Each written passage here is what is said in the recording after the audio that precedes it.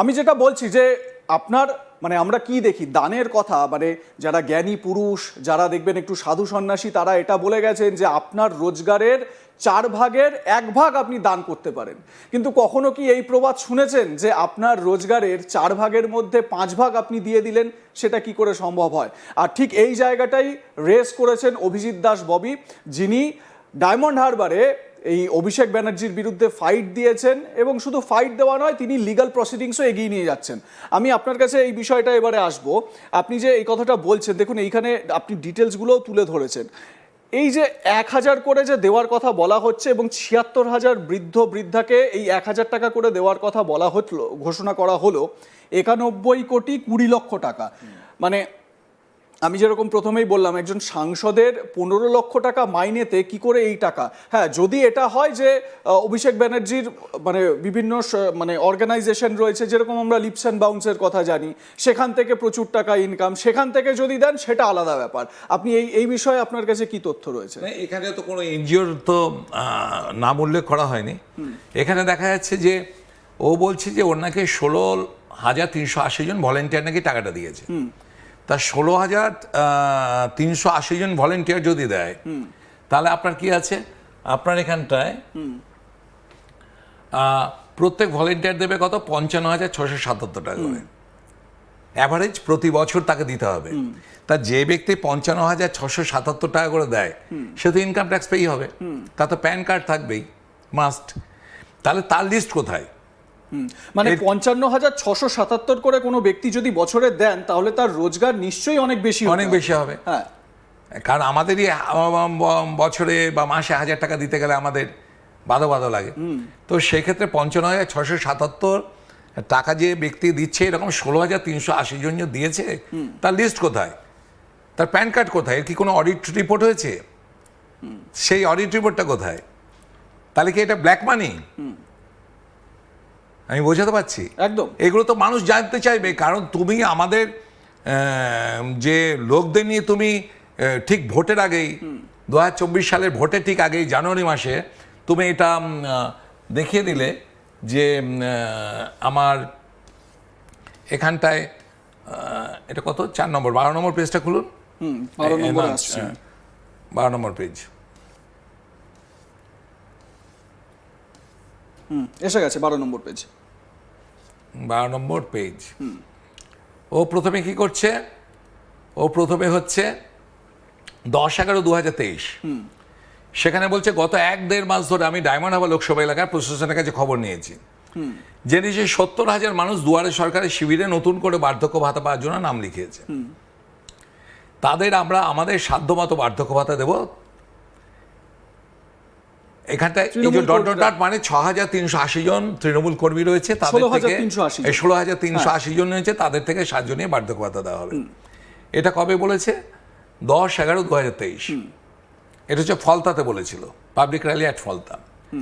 এরপর লঞ্চ করলো হচ্ছে আপনার কৃপারামপুরে, বিষ্ণুপুর থানা অন্তর্গত, যার জন্য এফআইআরটা বিষ্ণুপুর থানায় করতে বলেছেন আপনি। হ্যাঁ, 7/11/2024, 16,380 party volunteers will contribute funds out of their personal capacities towards providing a monthly pension of rupees 1,000 to 76,000।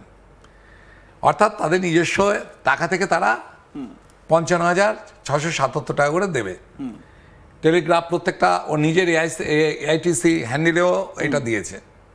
এবং 25/6/2025 পাবলিক র্যালিতে বলছে কি, এটা পরে আসছে আমি, এই যে 16,380 জন, এই লিস্ট কোথায়? এবং ঠিক ভোটের আগে, ভোট আপনার হলো ফেব্রুয়ারি মাসের শেষের দিকে ভোটটা ঘোষণা হয়েছে আপনার, মার্চের ফার্স্ট উইকে মনে হয়। হ্যাঁ, আপনার ঠিক তার আগে ও এখানটা যে মানুষকে বিভ্রান্ত করলো, তাই 77,000 জনের লিস্ট কোথায়? ও লিস্টটা বলছে দুয়ারে সরকারের কাছ থেকে পেয়েছে, ফ্রম দুয়ারে সরকারের ক্যাম্প। হ্যাঁ, না এই যে দুয়ারে সরকার থেকে যে উনি পেয়েছেন বলছেন, দুয়ারে সরকার থেকে পাওয়া তো অস্বাভাবিক কিছু নয়, তখন তো তৃণমূলের সরকার ছিল। না, তৃণমূলের দুয়ারে সরকারের ক্যাম্পটা একটা এমপি, ক্যাম্পের রেজিস্ট্রারের সংখ্যাটা একটা এমপির পক্ষে পাওয়া সম্ভব নয়, কারণ এটা হচ্ছে সরকারি ডেটাবেস। না, শাসক দলে তো তৃণমূলই, শাসক দলে থাকলে তার পিসি তো মুখ্যমন্ত্রী ছিলেন। পিসি মুখ্যমন্ত্রী, অফিসিয়ালি পিসি মুখ্যমন্ত্রী। হ্যাঁ, পিসি ভাইপো অফিসিয়ালি যখন বলা হয় আমি বলবো, আমি তার বলতে পারবো না যে অন্য কিছু, কারণ আমি তার ডিএনএ টেস্ট করিনি।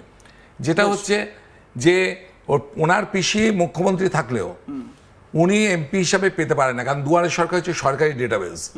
সরকারি ডেটাবেস যদি আপনি কেউ ব্যক্তিগতভাবে ইউজ করে, কারণ এটা তো সরকারি প্রকল্প নয়, সরকারের তো পক্ষ রয়েছে, বার্ধক্য ভাতার জন্য আলাদা স্কিম আছে, সেটাকে চ্যালেঞ্জ করে নিজের মমতা সরকারের বিরুদ্ধে চ্যালেঞ্জ করেও এটা চালু করেছিল।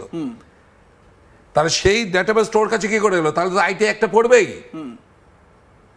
ওকে তো তদন্তকারী সংস্থার কাছে জবাব দিতে হবে যে কোত্থেকে পেয়েছে দুয়ারে সরকারের ডেটাবেস। ও তো নিজে উল্লেখ করেছে, ওর ভিডিও আছে, আমি সমস্ত লিঙ্ক দিয়ে দিয়েছি। 1 নম্বর পয়েন্ট। সেকেন্ড পয়েন্ট হচ্ছে 16,380 জন তারা কারা? তারা পার্টি ভলেন্টিয়ার বলা হচ্ছে। এবার তারা কিভাবে দিচ্ছে তার লিস্ট চাই। এবার 77,000 যে নামটা দিয়েছে তারা কারা তার লিস্ট চাই।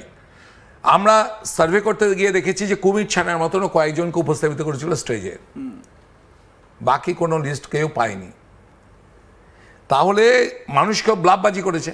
এবার আমাদের তদন্ত মানে তো সেইটা গ্রাহ্য হবে না, তদন্তকারী সংস্থার কাছে মাধ্যমে তারা তদন্ত করে দেখুক যে 77,000 জনকেও দিয়েছে কি দেয়নি। যদি দিয়ে থাকে টাকার উৎস কোথায়? এই 16,380 জনকে, কেন তো 5 বছরের স্কিম, মিনিমাম 5 বছরের এমপি, 2.5 বছর হয়ে গেছে। তাহলে 91 করে আমি হিসাব করে দেখলাম যে 2 বছর, মানে 24-এ স্টার্ট হয়েছে 7/1/2024 আর 26 2 বছর হয়ে গেল, 200 কোটি টাকার উপরে, 200 কোটি টাকার কাছাকাছি। এই 200 কোটি টাকা কে দিল? এই 200 কোটি টাকা কে দিল?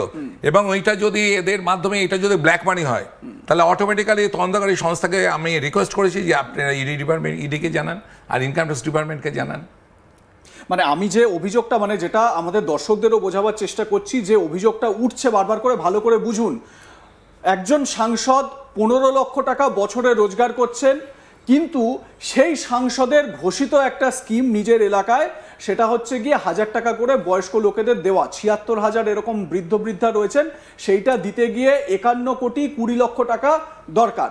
এবারে প্রশ্ন হচ্ছে 15 লাখ টাকা রোজগার করা একজন ব্যক্তি কি করে 91 কোটি 20 লক্ষ টাকার যোগান দিতে পারেন? প্রথম কথা। দ্বিতীয় কথা, উনি উল্লেখ করেছেন এই যে এখানে দেখুন 16,380 জন পার্টি ভলেন্টিয়ার, এইখানে পরিষ্কার সংখ্যাটা দেওয়া হয়েছে যে 16,380 জন পার্টি ওয়ার্কার বা পার্টি ভলেন্টিয়ার, তারা নাকি এই টাকাটা জোগাড় করবেন। এবং এটা ওরই উক্তই, হ্যাঁ, অভিষেক ব্যানার্জির হ্যান্ডেলও দিয়েছিল। হ্যাঁ, এবারে এইখান থেকে হিসেব করে দেখা যাচ্ছে, আমরা যে অভিজিৎ বাবুর যে ডেটাটা পাচ্ছি তাতে করে হিসেব করে দেখা যাচ্ছে এই 16,380 জন যদি এই টাকাটা জোগাড় করেন, তাহলে প্রত্যেককে 55,770 করে দিতে হচ্ছে চাঁদা।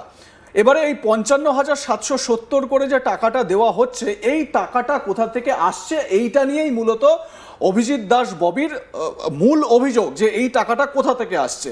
আমার প্রশ্ন হচ্ছে যে এবারে এই টাকাটা আপনি মানে যে অভিযোগগুলো করছেন, সার্বিকভাবে এইটা কিন্তু তাহলে ইডির যে তদন্ত, সেই তদন্তের আওতায়ও চলে যাচ্ছে, এবং ইনকাম ট্যাক্সেরও। কারণ আপনি যে অভিযোগটা করছেন সেটা হচ্ছে একদম, আমি বুঝতে পারছি এরপরে যেটা টার্ন করবে সেটা হচ্ছে মানি লন্ডারিং এর দিকে।